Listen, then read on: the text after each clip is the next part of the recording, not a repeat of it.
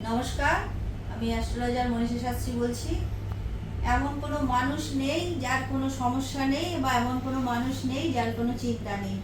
কিন্তু সমস্ত রকম চিন্তায় থাকুক আর সমস্যায় থাকুক, সব সময় মানুষকে এটাই জানতে হবে, চিন্তা থাকলে বা সমস্যা থাকলে তার সমাধানেরও একটা রাস্তা আছে। সেটা আপনাদের জেনে নিতে হবে কিভাবে আপনারা এই জায়গা থেকে বেরোবেন। আপনাদের যদি কারোর ডেট অফ বার্থ জানা থাকে, সেই ক্ষেত্রে কিন্তু আপনারা হরোস্কোপে আপনারা জানতে পারবেন আপনাদের রাশি কি আছে, লগ্ন কি আছে, আর আপনাদের কোন নক্ষত্র আছে, কিসের দশায় আপনার জন্ম ছিল। কিন্তু বর্তমান সময় আপনাদের কিসের দশা চলছে, এটা কিন্তু খুবই গুরুত্বপূর্ণ একটা বিষয়, যে বর্তমান সময়ে আপনি কোন দশার বা কোন অন্তর্দশার মধ্যে দিয়ে যাচ্ছেন, সেই অনুযায়ী কিন্তু আপনাদের সমস্ত রকমের বর্তমান সময়ের পরিস্থিতি অনুযায়ী আপনাদের চলতে হবে। তার থেকেও যেটা বড় বিষয়, সেটা হচ্ছে গোচর। বর্তমান সময়ে যে গ্রহ এখন যে পজিশনে আছে, আপনার রাশি চক্র সাপেক্ষে কোন গ্রহ কোন ঘরে দৃষ্টি দিয়েছে, এটা কিন্তু সবার আগে জানতে হবে। এখন দেখতে হবে যে আপনার লগ্নভাব কি আছে। আপনার লগ্নভাব যদি খুব উইক হয়ে যায়, তাহলে কিন্তু আপনি জীবনে প্রত্যেক মুহূর্তে সমস্যায় পড়বেন। কারণ লগ্নভাব হচ্ছে আপনার স্ট্রং থাকতেই হবে। লগ্নভাব হচ্ছে আপনার শরীর, আর যেখানে দাঁড়িয়ে লগ্ন যেমন খুব ভাইটাল, চন্দ্র মানে আপনার চিন্তা শক্তি বা আপনি কি ধরনের ডিসিশন লাইফে নেবেন, সেই অনুযায়ী কিন্তু আপনি জীবনে এগোতে পারবেন বা সাকসেস পাবেন। এখানে আমাদের যে দ্বাদশ ঘর আছে, দ্বাদশ রাশি আছে, যেখানে 9টা গ্রহ আছে, 12টা যে ঘর আছে, তার মধ্যে 9টা গ্রহের সাথে যে 27টা নক্ষত্র আছে, সেই 27টা নক্ষত্র কিন্তু ভীষণ ভাইটাল। এবার দেখতে হবে লগ্ন ভাব, যেমন আপনার শরীরের জায়গাটা বিচার হবে, দ্বিতীয়, তৃতীয়, চতুর্থ, এই ভাবগুলো যেমন আপনাদের জীবনে চলার পথে প্রত্যেকটা ভাবকে আপনাদের দেখতে হবে। তারপরেও যেটা দেখতে হবে, গ্রহগত পজিশনগুলো কোথায় কিভাবে বসে আছে। এখানে চন্দ্র যদি আপনাদের উইক হয়ে যায়, তাহলে কিন্তু মন মানসিকতা সবসময় নেগেটিভভাবে কাজ করবে। চন্দ্র যদি শনি দ্বারা আক্রান্ত হয়ে যায়, চন্দ্র এটাকে বিষযোগ বলা হয়। চন্দ্র যদি আপনার রবিযুক্ত হয়ে যায়, গ্রহণ দোষ হয়ে যায়, এবার চন্দ্র যদি কারোর খুব পাওয়ারলেস হয়ে যায়, সেখানে কিন্তু সে প্রতি মুহূর্তেই কোনো না কোনো সাধারণ সমস্যাতেও সে ভেঙে পড়ে। আবার এমন অনেক মানুষ দেখা যায় যাদের লাইফে অনেক বড় বড় সমস্যা আছে, কিন্তু সহজে তারা সমস্যাটাকে সমস্যা মনে করে না। কিন্তু এই যে জায়গায় দেখতে হবে কোন পজিশনে আপনার চন্দ্র রয়েছে, কত নম্বর নক্ষত্রে রয়েছে, কত ডিগ্রিতে রয়েছে।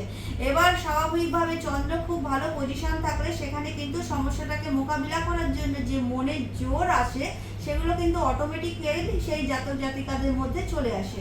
এবার তারপরেও যেটা দেখতে হবে, ছোটবেলা থেকে যদি আপনারা আপনাদের বাচ্চাদের বলুন, নিজেদের বলুন, ডেট অফ বার্থ অনুযায়ী আপনারা আপনাদের হরোস্কোপটাকে তৈরি করিয়ে নেন, তাহলে সেখানে কিন্তু জানতে পারবেন গ্রহগত পজিশনগুলো কি প্লেসমেন্টে আছে, তারা কোন নক্ষত্রে আছে, ইভেন তারা কোন অ্যান্টি প্ল্যানেটের ঘরে বসে নেই তো, বা অ্যান্টি গ্রহের সাথে বসে নেই তো।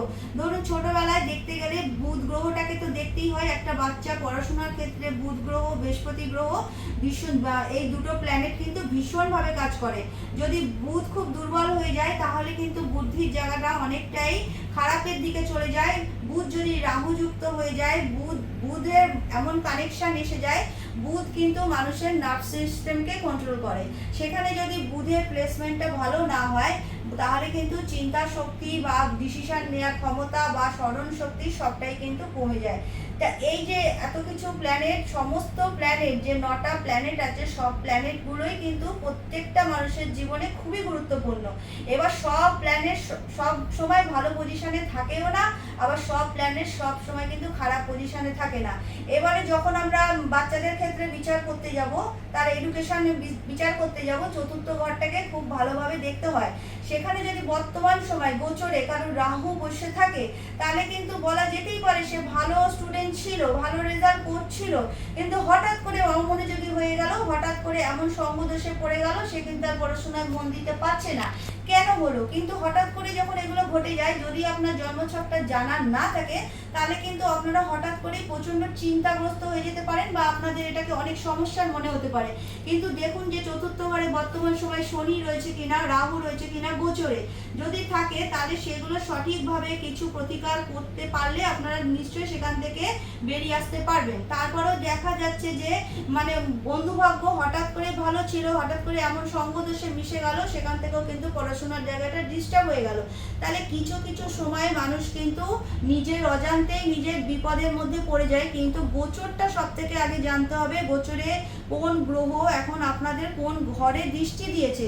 এবার ধরুন কারো অষ্টম ঘর থেকে কিন্তু আমরা মানুষের মানে হঠাৎ করে ঘটে যাওয়া কোনো দুর্ঘটনাকে বিচার করে থাকি, হঠাৎ করে কোনো বড় ধরনের রোগে আমরা পড়ে যাওয়া থেকে বিচার করে থাকি। সেখানে যদি বর্তমান সময় কারোর রাহু দৃষ্টি দেয়, তাহলে কিন্তু বলা যেতেই পারে হঠাৎ করে কোনো দুর্ঘটনা, হঠাৎ করে কোনো অপারেশন, এই ধরনের কিন্তু সমস্যা চলে আসতে পারে। তাই সবার আগে আপনাদের সব সময় যেটা আমি বলে থাকি, আপনাদের হরোস্কোপটা সঠিকভাবে জানুন, জেনে নিয়ে মানে জানতে পারলে আপনাদের একটাই যেটা সুবিধা হবে, সেটা হচ্ছে আপনারা পরবর্তী যে সমস্যাগুলোর মধ্যে ফেস করতে চলেছেন বা হয়ে যায়, সেগুলোর থেকে আপনারা বেরিয়ে আসতে পারবেন জানা থাকলে। এবার আমি বলছি যে মানুষের তো কোনো চিন্তার শেষ নেই, মানুষের সব সময় কিছু না কিছু চিন্তা মানুষকে অনেক সময় অনেক রকমের মানে নেগেটিভিটির মধ্যে ফেলে দেয়। আমি একটা মন্ত্র বলছি, এই মন্ত্রটা আপনার 108 বার করে পাঠ করুন, ইচ্ছা শক্তি কিছুটা হলেও আপনাদের মানে পূরণ হবে। ওম অন্তরিক্ষায় নমঃ, এই মন্ত্রটা রোজ আপনারা 108 বার করে পাঠ করুন, আপনারা দেখবেন অনেক সমস্যা থেকে আপনারা রিলিফ পেয়েই যাবেন।